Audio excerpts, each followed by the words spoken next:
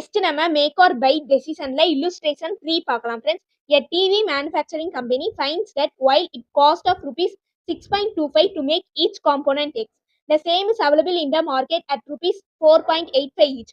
With an assurance of continued supply, the breakdown of cost is materials, labor, other variables, depreciation and other fixed cost. Total cost கொடுத்திருக்காங்க. Should you make or buy? இப்போ என்ன கேட்குறாங்கன்னா, இந்த component X வந்து கம்பெனியே manufacture பண்ணலாமா இல்ல out side supplier கிட்ட இருந்து பர்ச்சேஸ் பண்ணலாமான்னு சொல்லி கேட்குறாங்க. இப்போ நம்ம கான்செப்ட் பார்க்கும்போது என்ன பார்த்துருக்கோம், மேக் ஆர் பை டெசிஷன்ல வேரியபிள் காஸ்ட் மட்டும் கன்சிடர் பண்ணாலே எனஃப் தான். பிகாஸ் ஃபிக்ஸ்டு காஸ்ட் வந்து நம்மளுக்கு வந்து ரிமைன் சேம் தான், சேஞ்ச் ஆகாது. இப்போ நம்மளுக்கு வேரியபிள் காஸ்ட் வேணும். ஸோ எப்படி ஃபைண்ட் அவுட் பண்ணுவோம், டோட்டல் காஸ்ட்ல இருந்து ஃபிக்ஸ்டு காஸ்ட்டை மைனஸ் பண்ணா நம்மளுக்கு என்ன கிடைச்சிரும், வேரியபிள் காஸ்ட் கிடைச்சிருமா. டோட்டல் காஸ்ட் எவ்வளோ கொடுத்துருக்காங்கன்னு பாருங்க, 6.25. ஃபிக்ஸ்டு காஸ்ட் எவ்வளோன்னு பாருங்க, depreciation and other fixed cost வந்து 1.25. ஸோ மைனஸ் பண்ணுங்க, எவ்வளோ நம்மளுக்கு வேரியபிள் காஸ்ட்னு சொல்லி தெரிஞ்சிடும். 6.25 மைனஸ் 1.25, ஸோ ₹5. ஸோ நீங்கள் வேரியபிள் காஸ்ட் இப்படியும் ஃபைண்ட் அவுட் பண்ணலாம், இல்லை materials, labour and other variables add பண்ணாலே உங்களுக்கு வந்து ₹5 தான் வரும். பாருங்க, மெட்டீரியல்ஸ் 2.75, லேபர் வந்து 1.75 ப்ளஸ் அதர் வேரியபிள்ஸ் 0.50, ஸோ 5. இப்போ நீங்க புக்ல பாத்தீங்கன்னா டோட்டல் காஸ்ட் வச்சு அவங்க வந்து கம்பேர் பண்ணியிருப்பாங்க. நீங்க வேரியபிள் காஸ்ட் வச்சு கம்பேர் பண்ணாலே நம்மளுக்கு வந்து எந்த டெசிஷன் பெஸ்ட்னு சொல்லி நம்ம ஃபைண்ட் அவுட் பண்ணிடலாம். இப்போ பாருங்க, டோட்டல் காஸ்ட்னா என்னது, variable cost plus fixed cost. இப்போ நம்ம மேனுஃபேக்சர் பண்றோம்னா வேரியபிள் காஸ்ட் எவ்வளோ செலவாகும்னு பாருங்க, வேரியபிள் காஸ்ட் வந்து 5, ஃபிக்ஸ்டு காஸ்ட் எவ்வளோன்னு பாருங்க 1.25. ஸோ அப்போ டோட்டல் காஸ்ட் எவ்வளோ 6.25.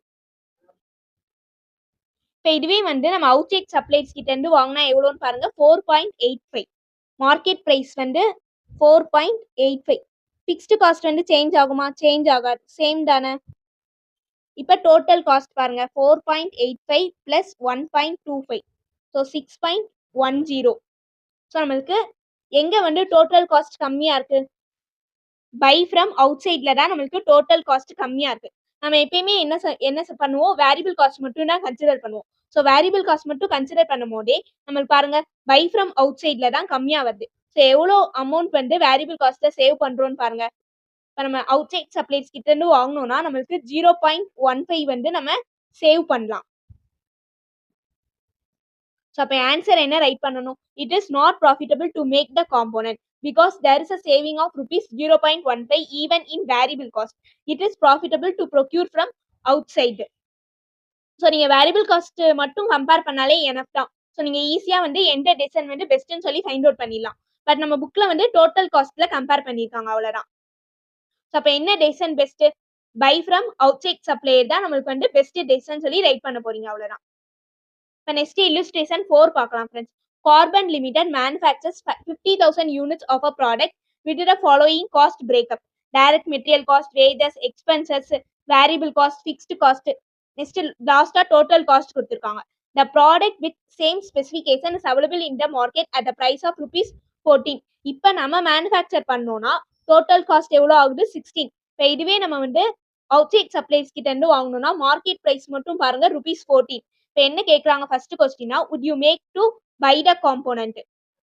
இப்போ நம்ம வந்து இந்த காம்போனன்ட் வந்து மேனுஃபேக்சர் பண்ணா பெஸ்ட்டா இல்லை அவுட் சைட் சப்ளைஸ் கிட்ட இருந்து வாங்கினா பெஸ்ட்டான்னு சொல்லி நம்ம ஃபைண்ட் அவுட் பண்ண போறோம். இப்போ வேரியபிள் காஸ்ட் மட்டும் தானே கன்சிடர் பண்ணுவோம். இல்லை எது வேரியபிள் காஸ்ட்னு பாருங்க, direct material cost, wages, expenses, other variable cost. இது மட்டும் தான் வேரியபிள். ஸோ இது மட்டும் ஆட் பண்ணுங்க, material plus wages, direct expenses plus other variable cost. So நம்மளுக்கு வேரியபிள் காஸ்ட் மட்டும் ₹12 வருது. இப்போ மார்க்கெட் ப்ரைஸ் பாருங்க எவ்வளோ கொடுத்துருக்காங்க 14. ஸோ நம்மளுக்கு எந்த காஸ்ட் கம்மியா இருக்கு, மேனுஃபேக்சர் பண்ணாதான், அதாவது மேக் பண்ணாதான் காஸ்ட் கம்மியா இருக்கு. ஸோ மார்க்கெட் ப்ரைஸ் வந்து ₹14 இருக்கு. ஸோ அப்போ ஆன்சர் என்ன எழுதணும், the company should go for making the product as marginal cost is lower than the current market price. நீங்க இப்படி தான் ரைட் பண்ணணும் தேவையில்ல. Cost of making the product is lower than the cost of buying the product from the outside supplier. So it is profitable to make the product. So இப்படியும் நீங்க right பண்ணலாம் friends. புக்ல இருக்க மாட்டா ரைட் பண்ணணும்னு சொல்லி இல்ல.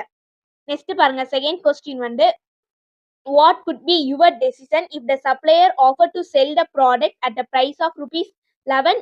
Second option is ₹12. இப்போ நம்மளோட வேரியபிள் காஸ்ட் எவ்வளோ 12 rupees. இப்போ நம்மளுக்கு ஆஃபர் ப்ரைஸ் எவ்வளோன்னு பாருங்க 11 தான். ஸோ நம்மளுக்கு கம்மியா இருக்கா, ஆஃபர் ப்ரைஸ் வந்து கம்மியா இருக்கு. அப்போ என்ன பண்ணலாம், அவுட் சைட் சப்ளைஸ் கிட்ட இருந்து வாங்கலாம். So they should buy the product from outside market as marginal cost is higher than the offer price. ஏன்னா மார்ஜினல் காஸ்ட் வந்து இப்போ ஹையரா இருக்கு ஆஃபர் ப்ரைஸை விட. இப்போ செகண்ட் கொஸ்டின் பாருங்க, மார்க்கெட் ப்ரைஸ் வந்து 12 கொடுத்துருக்காங்க, அதாவது ஆஃபர் ப்ரைஸ் வந்து 12. இப்போ நம்மளோட மார்ஜினல் காஸ்ட்டும் 12 தான், ஆஃபர் ப்ரைஸும் 12 தான். ஸோ அப்போ என்ன இல்லைனா the company can either make the product internally or buy the product from outside sources as the marginal cost is equal to the offer price. So ரெண்டுமே நம்மளுக்கு வந்து ஈக்குவலா இருக்கு. ஸோ அப்போ வந்து கம்பெனி வந்து அவங்க கம்பெனிலேயே மேனுஃபேக்சரும் பண்ணலாம், இல்லை அவுட் சைட் சப்ளைஸ் கிட்ட இருந்து வாங்கினாலும் ஓகே தான். In the case, certain non-cash factors are to be considered to arrive at the final decision. So இந்த சுச்சுவேஷன்ல என்ன சொல்றாங்கன்னா நான் கேஸ்ட் ஃபேக்டர்ஸ் வந்து கன்சிடர் பண்ணணும்னு சொல்றாங்க. ஸோ இல்லுஸ்ட்ரேஷன் 4 புரிஞ்சுச்சான்னு பாருங்க ஃப்ரெண்ட்ஸ். ஏதாச்சும் டவுட் இருந்தா கேளுங்க.